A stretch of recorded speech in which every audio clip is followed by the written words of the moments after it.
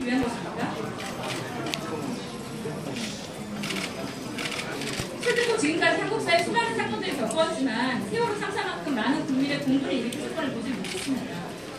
그런데 최정현은 세월호 참사 앞에 어떻게 행동했습니까? 지금 SNS에 어떤 글들이 올라오고 있는지 아십니까? 세월호 유가족을 보고 유가족 술이랍니다. 이거 유사자 지정 받으려고 100일 넘게 그 진상을 떨어냅니다. 어이없는 상처로 자식을 잃은 부모를 어떻게 벌레라고 말할 수가 있습니까? 목숨을 건 단식을 두고 어떻게 진상 본다고 평가할 수가 있습니까? 이것은 명백한 명예살인입니다.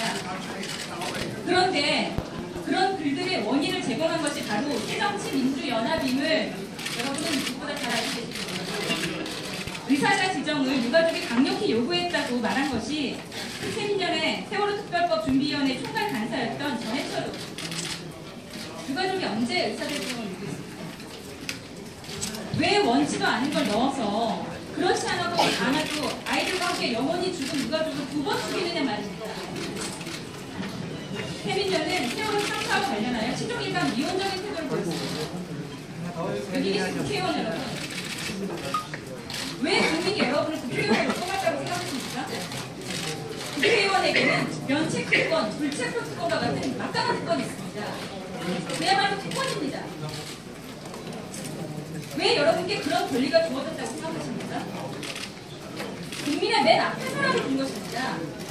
국민의 맨 앞에서 더 크게 외치고 더 몸을 던져 싸우라고 준 것이란 말입니다.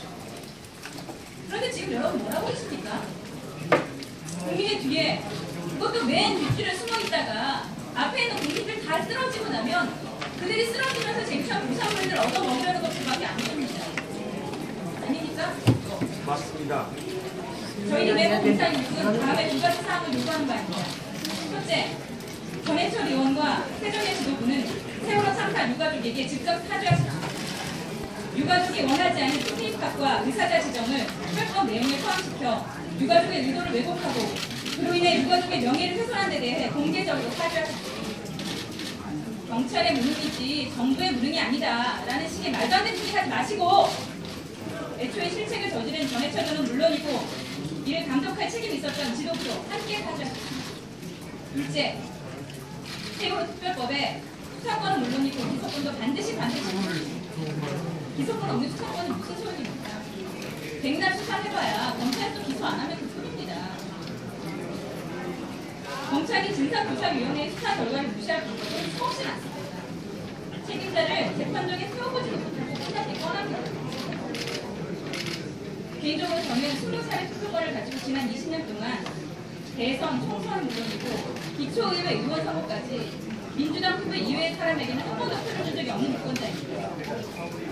민주당이 늘 마음에 들었던 것은 아니지만 그래도 거대 보수 여당에 대적할 만한 야당을 만들어야 한다는 생각과 목숨을 걸고 이 땅의 민주주의를 실현하고자 한 민주당의 초기 멤버들에 대한 의리 때문이었습니다.